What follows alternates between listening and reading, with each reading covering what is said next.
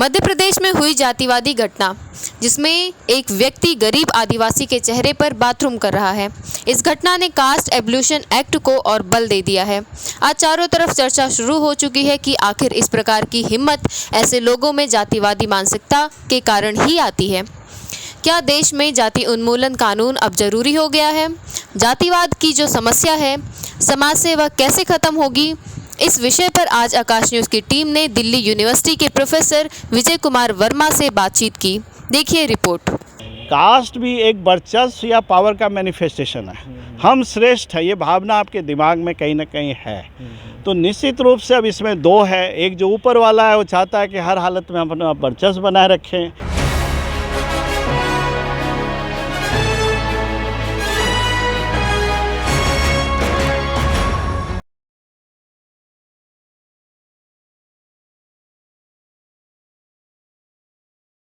आप देख रहे हैं आकाश न्यूज़ में आपका स्वागत है। मैं हूं बी.आर. मौर्य। आज आप देख रहे होंगे जाति को लेकर, एक जातिगत भेदभाव को लेकर एक ऐसा मामला सामने आ रहा है। अभी मध्य प्रदेश का नया ताज़ा मामला है, जहां पर एक व्यक्ति एक गरीब आदिवासी के ऊपर बाथरूम कर रहा है, जो आज चर्चा का विषय बन गया है। उसके साथ साथ कहीं ना कहीं जाति का जो मामला है, जातिगत भेदभाव का जो मामला है, वो भी समाज में एक चर्चा का विषय बनता जा रहा है। जहां एक तरफ हम चांद और मंगल ग्रह पे पहुंचने की बात करते हैं, वहीं आज भी समाज के अंदर जो है ये भेदभाव का जो भावना है, ये कहीं ना कहीं लोगों में घर कर गया है। इसी विषय पर चर्चा करने के लिए आज हम दिल्ली यूनिवर्सिटी में आए हैं, जहां पर हमारे साथ दिल्ली यूनिवर्सिटी के प्रोफेसर विजय कुमार वर्मा जी हैं।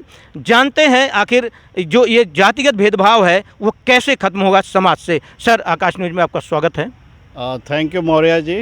आपने जो केस रेफ़र किया, आई थिंक वो मध्य प्रदेश का जो सिद्धि वाला केस है, प्रवेश शुक्ला वाला है ना, उसको लेकर है। तो इसमें दो मत नहीं है कि सारे लोगों ने, चाहे कोई भी हो, किसी जाति का हो, किसी धर्म का हो, किसी वर्ग का हो, सब ने उसकी भर्त्सना की है। प्रशासन से लेकर हर व्यक्ति ने। मानवीय समाज में अमानवीय चीज़ों के लिए कोई जगह नहीं होती है।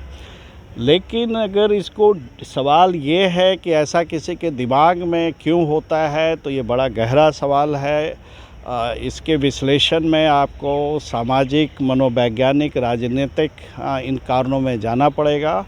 और मैं इसको सीधा सीधा वर्चस्व के रूप में देखता हूँ कि किसी आदमी को ऐसा लगता है, और ये खासकर तब होता है जब उसमें एक जाति का कहीं अहंकार हो और दूसरा वो पॉलिटिकल पैट्रोनाइजेशन पक्का हो, है ना। इंडिया में बड़ा आम टेंडेंसी है कि अगर किसी आदमी को आप देखेंगे कि वो किसी नेताजी के इर्द गिर्द रहता है, या किसी नेता ने उसको एक कप चाय पिला दिया और एक फ़ोटो उसके साथ हो गया, तो उसका दिमाग ख़राब हो जाना जो है बड़ा नॉर्मल सा चीज़ है, जो गलत है ना। तो आपने परिणाम देख लिया है, तो मेरे ख्याल से बहुत गलत प्रवेश शुक्ला ने किया, और उसके कारण जो कुछ हुआ सबके सामने है ना। प्रशासन, मध्य प्रदेश प्रशासन बड़ी हेवली उस पे आई है, और जैसे को तैसा वाला फार्मूला पे ही काम हुआ कि प्रशासन ने किया।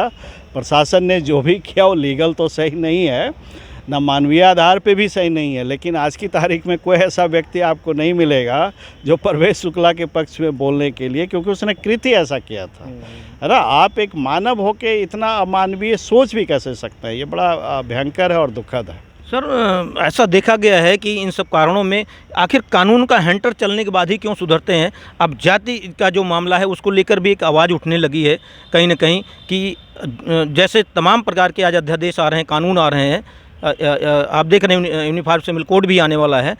ऐसे में क्या कास्ट एबोलिशन एक्ट नहीं आ सकता? क्या कोई ऐसा कानून नहीं आ सकता कि जो पूरे देश के सभी लोग एक समान हो जाएं?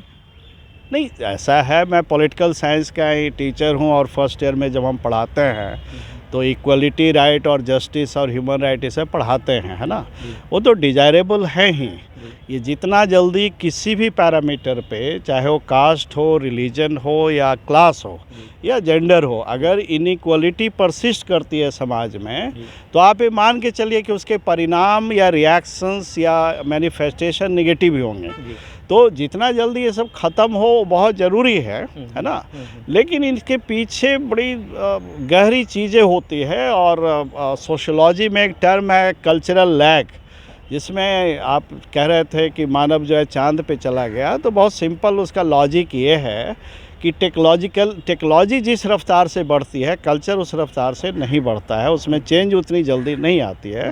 हालांकि बहुत सारे फैक्टर है जिसने कल्चर में भी अपना पेनिट्रेशन किया है, जैसे मार्केट हो गया, ट्रेड हो गया, टेक्नोलॉजी हो गया, अर्बनिटी हो गया, इंडस्ट्रियलाइजेशन हो गया, माइग्रेशन हो गया।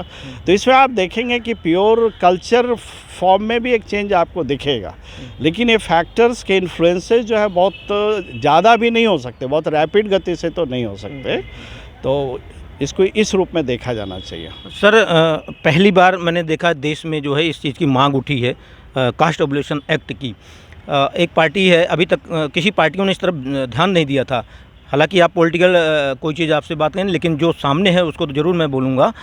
एक पार्टी है यहाँ की, दिल्ली की, वैसे देश की है आपकी अपनी पार्टी पीपल्स, जो देश के सभी राज्यपालों को ज्ञापन दिया है उन्होंने कास्ट एबोलिशन एक्ट के लिए, और 4 अगस्त को जंतर मंतर पर प्रदर्शन करने जा रहे हैं। क्या लगता है आपको, इस रास्ते से कोई एक्ट आ सकता है क्या? कोई दबाव सरकार पे बन सकता है? सर देखिए ये बड़ा इंटरेस्टिंग सवाल है, लेकिन मैं हंस इसलिए रहा हूँ क्योंकि मुझे इसमें एक चीज़ कहना है कि जब पॉलिटिक्स में आते हैं तो पॉलिटिक्स एक पार्ट है, पॉलिसी दूसरी पार्ट है।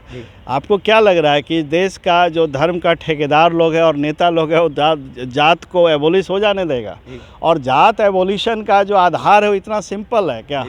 कास्ट के मैनिफेस्टेशन आज से थोड़े हैं, वो डाइल्यूट हो रहे हैं, कम हो रहे हैं, उसके नेचर चेंज हो रहे हैं, लेकिन ये सब पॉलिटिकल गिमिक्स होता है, नेता लोग छोड़ते रहते हैं। तो मुझे उसमें ज़्यादा कुछ कहना नहीं है, लेकिन अगर हो जाए तो अच्छी बात है, लेकिन होने वाला नहीं है। क्योंकि कास्ट भी देखिए, चक्कर इसको ऐसे समझिए, आप एकेडमिकली समझिए, पॉलिटिकल साइंस के पॉलिटिक्स के टर्म में मत देखिए। कास्ट भी एक वर्चस्व या पावर का मैनिफेस्टेशन है। हम श्रेष्ठ है, ये भावना आपके दिमाग में कहीं ना कहीं है।